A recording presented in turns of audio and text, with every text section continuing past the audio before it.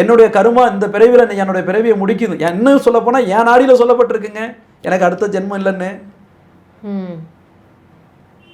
நான் 2 நாளைக்கு முன்னாடி என் ஒய்ஃப்கிட்ட சொல்லிட்டு இருந்தேன், ஒருவேளை இன்னைக்கு இருக்கக்கூடிய நாலேஜ் எனக்கு 20 வருஷத்துக்கு முன்னாடி இருந்தால் நான் கல்யாணமே பண்ணியிருக்க மாட்டேன்னு சொன்னேன்.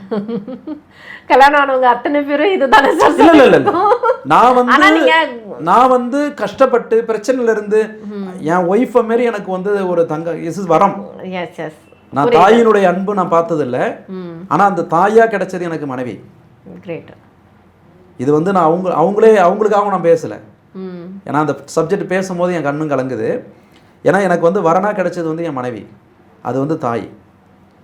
எவ்வளோ கஷ்டமான சூழ்நிலை எனக்கு தோல் கொடுத்தவங்க அவங்க. சந்தோஷமான முறையில் சம்பாதிக்கும் போதும் எனக்கு வந்து சப்போர்ட்டாக நிற்கிறாங்க. ஆனால் அப்போ கூட நான் சொல்கிறது இவ்வளோ தான், இதுதான் நம்ம வாழ்க்கை, இப்படி தான் நம்ம வாழணும்.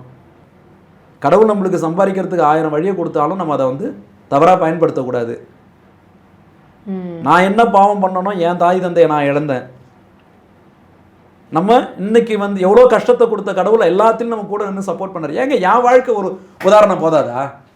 அது வந்து என் பிரச்சனைங்க இல்லை கண்டிப்பாங்க. இப்போ நான் இப்போ ஏன் பொன்னம்பலம் சாரை பற்றி பேசுறீங்க? என் வாழ்க்கையில் எனக்கு வராத சூனியமா? நேருக்கு நேராக சவால் விட்டாங்கங்க என்ன.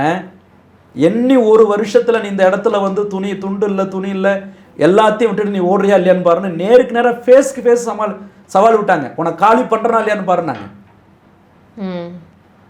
கரெக்டாக 1 இயரில் நான் அதை விட்டு 1 இயருக்குள்ளே நான் அந்த இடத்த விட்டு எல்லாத்தையும் இழந்து வெளில தாங்க வந்தேன். ஆனால் கடவுள் எனக்கு கைவிடலையே.